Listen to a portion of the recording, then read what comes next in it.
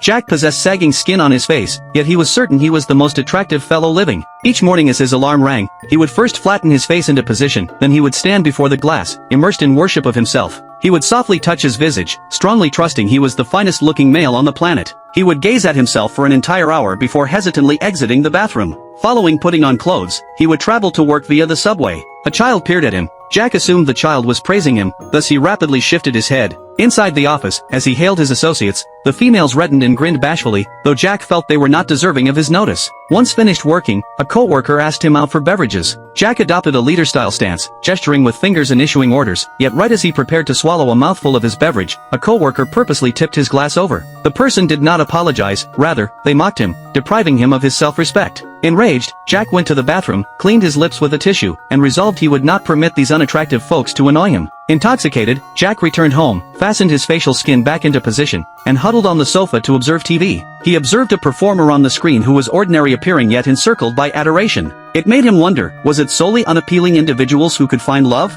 Following great mental conflict, he took a needle and thread plus a stapler and went to the bathroom to secure his skin and spot. It pained, yet he did not quit. Afterwards, Jack visited a bar, located a seat, and spotted a woman opposite him stealing inquisitive looks. He subtly pulled at his thread, offering her a smile. The lady timidly looked elsewhere. He understood then, regardless of how hard he attempted to appear hideous, his inherent attractiveness could not be concealed. Through this fresh insight, he pulled the threads from his visage, proceeded home, and stood before the mirror. He began speaking to the image of himself. Could you become enamored with Jack?